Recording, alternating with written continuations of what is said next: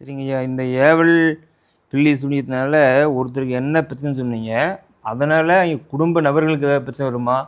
தொழில்ல ஏதாவது பிரச்சனை நடக்குமாங்கய்யா? அது எப்படி கண்டிப்பா வந்து செய்வனன்னு செய்து வச்சால் வீட்ல, முதல்ல அந்த காலத்துல வந்து வூட்ல செய்வன செஞ்சு வச்சுட்டு இருந்தாங்க. இப்பலாம் வந்து அவிங்க வூட்ல கேமரா இருக்கிறதுனால யாரும் வூட்ல கொண்டு போய் வைக்க முடியறதில்ல. அதனால இங்கேயே அந்தந்த இடத்துலயே எந்த மந்திரவாதி இருக்கிறாங்களோ, அந்த இடத்துலயே வந்து மாயாணத்துல வைக்கிறதோ, இல்ல ஒரு கோயில் குளத்துல வைக்கிறதோ, அல்லது ஆத்தங்கரையில விடுறதோ, இந்த மாரி செஞ்சு இப்ப மாந்திரீகம் பண்ண கத்துட்டாங்க. அப்படி கத்துக்கும்போது இப்ப நாம என்ன பண்றோம்னாக்கா, அந்த மாரி செய்வன இருந்தா, விளையிற காடு விளையாது, ஈன்ற மாடு ஈனாது, கறக்கிற மாடு கறக்காது, வீட்ல கவலைகள் போகாது, பணம் காய்ச்சி வரவு இருக்காது, எத்தொழில் பண்ணாலும் முடக்கமாயிடும், அன்னன்னைக்கு வர பணம் அன்னன்னைக்கே விரயமாயிடும், குடும்பத்தில் பிரச்சனைகள் ஆகிடும், ஒன்றுக்கொன்று மறந்து குடிக்கிறது, தூக்கு போடுறது, இந்த மாதிரி ஒரு சின்ன சின்ன சிம்பிள்ஸ்லாம் எதுவுமே இல்லாத எந்த காரணமுமே தெரியாது. ஆனால் திடீர்னு ஒரு விபத்து ஆகும், வண்டி வாகனத்தில் விழுவுறது, இந்த மாதிரி பிரச்சனைகள்லாம் வரும் அப்படின்னு சொல்லி நான் உறுதியாக சொல்லுவேன். சரிங்கய்யா. அப்படி உங்ககிட்ட வந்தா அது எவ்வளோ நாள்ல அது நிவர்த்தி பண்ணி குடுப்பீங்கய்யா? அதான் முன்னே சொல்லிருக்கிறேன் நான்.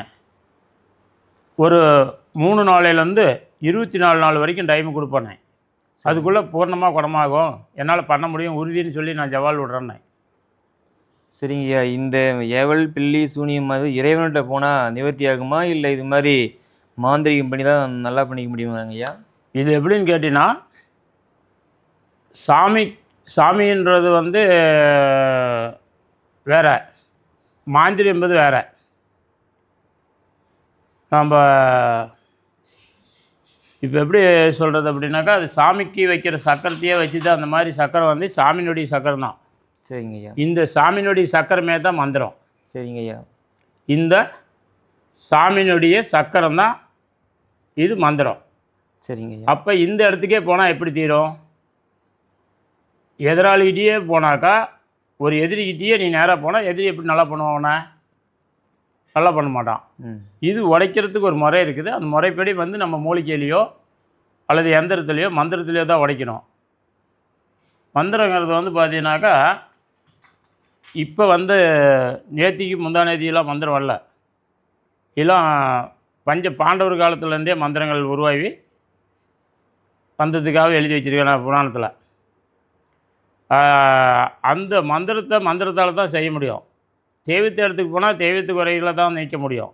அதனால தான் நாம் என்ன பண்ணுறோம்னா, தெய்வத்தையும் கூப்பிட்டு நாம் மந்திரத்தையும் செஞ்சு இந்த இடத்துல வாமம் பண்ணுறது அதுக்கு தான். மாதம் தவறாமல், ஒவ்வொரு மாதமும் தவறாமல் அமாவாசைக்கு முதல் நாள் இந்த இடத்துல வாமத்தை செய்து, இந்த செந்தூர முருகன் கோயிலில் அந்த ஆண்டவனை பிரார்த்தனை பண்ணி, இவங்க வீட்டில் கஷ்டங்கள் வரக்கூடாது, இவங்களுக்கு திருமணம் நடக்கணும், இவங்களுக்கு புத்திரபாக்கியம் கிடைக்கணும், இவங்களுக்கு தொழில் அமையணும், இந்த மாதிரி ஒவ்வொரு காரியத்தையும் அவர்கிட்ட வேண்டுதலாக வச்சு, நம்ம இந்த முன்னிலையில் கடவுளுக்கு முன்னால் தான் அந்த வேலையை செய்கிறோம் ஒழிஞ்சு நாம் ஒன்றும் கூட்டிகிட்டு போய் அந்தாண்ட வச்சு நம்ம பண்ணலை.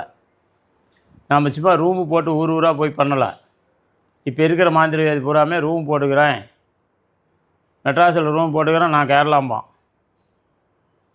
மெட்ராஸுக்காரன் போய் பெங்களூரில் ரூம் போட்டிருப்பான், நான் வந்து கொல்லிமலம்பான்.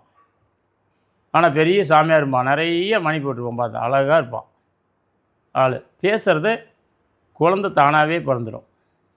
ஆனால் போய் பார்த்துட்டு பணத்தை கட்டிவிட்டு தலைமாலை துண்டு போட்டுட்டு வரீங்க. அந்த மாதிரி போகாதீங்க அப்படின்னு சொல்கிறேன். சரிங்களா?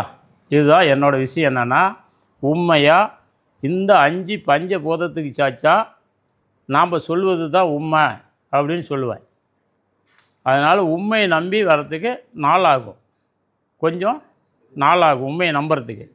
ஆனால் போய் எல்லாம் தொலைவி கழிச்சி கடைசீட்டில் வந்து தான் செலவழிச்சு விட்டஞ்சாமே, அங்கே போய் செலவழிச்சிட்டேன், இங்கே போய் செலவழிச்சிட்டேன், இப்படி ஆச்சு அப்படி ஆச்சுன்னு வராங்க. கடைசியாக சுத்தமாக தான் அந்த இப்போ அந்த மலேசியாவிலேருந்து வந்தோம்மா, எல்லா நாட்டிலையும் சுற்றி 30,000 40,000 70,000 கட்டிச்சு. இப்போ நம்மக்கிட்ட வந்து எவ்வளோ கொடுக்குது? வெறும் 3,000 ரூபா கொடுக்குது.